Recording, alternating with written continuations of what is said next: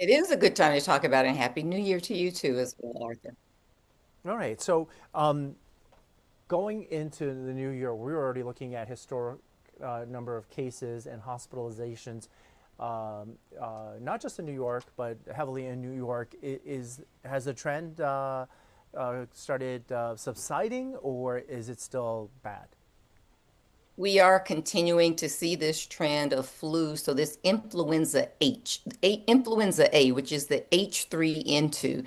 And every year, if when we have influenza A, we tend to see more severe cases. Now, we've seen this spread throughout the United States, not only in the Northeast, but in the Southeast, where I live as well. And even though this particular week we saw a little bit of a decrease in the number of cases, we saw an uptick in the number of hospitalizations as well, unfortunately. So the case number went down, but the increase in severity increased. And so we are definitely not out of the woods. We are just up to the almost the second week of January. And so we have 2 or 3 more months of flu season.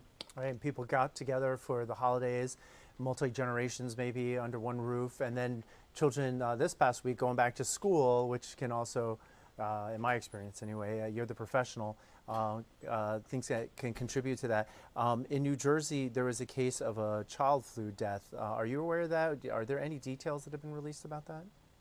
Yeah, I am aware of that. When we look at these pediatric deaths, I think in New Jersey there were five. And so we now have already had one death. And we look at the deaths overall of pediatrics, so children last year, there were close to about 300 of those deaths. And almost 90% of those children were not immunized and otherwise were healthy. And so we always want to encourage you to get a flu vaccine for a number of reasons. As a cardiologist, have the heart or even any other chronic medical conditions like diabetes, asthma, or cancer, vaccine will protect you because what happens if you get the flu, it increases your rate of hospitalization by sixfold and also increases your risk of being tipped over towards death.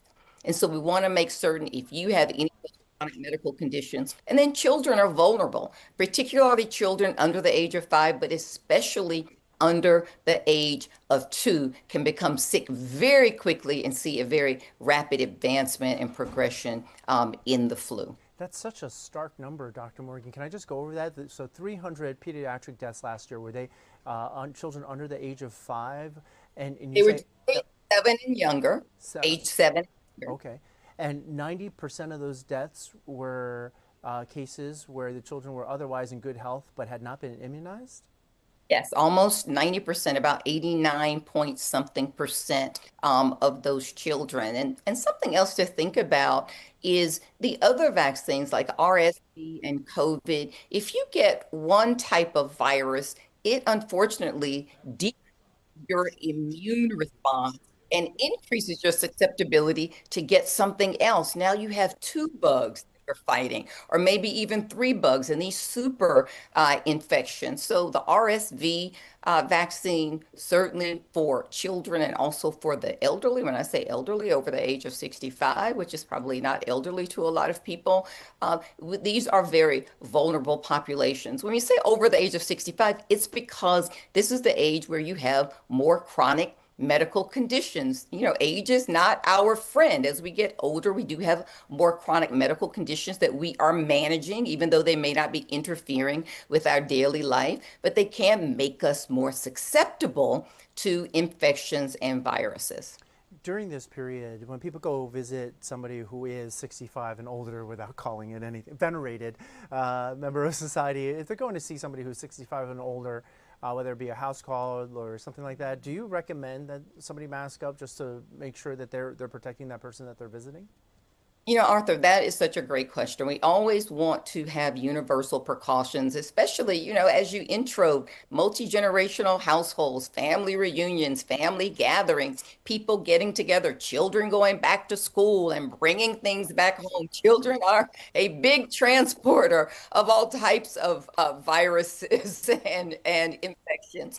And so think about all of the people who are in your household and what do we want to do? Get down to the basics.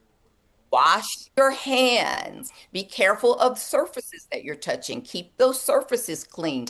If you are sick, remove yourself from the please make certain that you mask such that you don't infect others, including children who may take it to school and infect other children who then take it home to infect their grandmothers. So you can see how it's kind of a rolling stone. And we want to make certain everybody has sort of their own individual responsibility. And universal precautions are always, always very good practice. All right, and Dr. Morgan, my last question was I was reminded, I think by you, this season that usually the flu numbers, the flu cases start going down in midway through January. Does that look like it's possible at this point? And where do you look to? Is it the CDC's numbers where you look to see if that trend is changing? Yeah, as we look out, we're looking out at wastewater. And unfortunately, the wastewater numbers are increasing. So I think we can expect to see more flu cases as the weeks go by because the wastewater numbers are indicating that we have flu in the area. And even though the case numbers this week decreased, the hospitalizations and emergency room visits increased and wastewater increased. Wastewater is generally about 3 to 4 to 5 days ahead of when we start to see the infection. So I think we can continue to start to see it as we go all the way through this flu season. And remember, if you're getting the flu, you do get some protection immediately, but the most protection is with waiting 2 weeks. The flu is vaccine is fully protective within 2 weeks. You do get some protection early. So it's still not too late as we go through this season, all the way up until May, to get yourself protected and to protect others around you and to make certain you're practicing universal precautions. All right, Dr. Morgan, thanks so much. We'll watch those wastewater numbers. We'll hope whoever goes and gets those samples gets a raise. and but thank you, as always, for your time and for your life-saving advice on this. Be well, Dr. Yeah. Morgan. Thank you. Thank you, Arthur. Good night. Good night.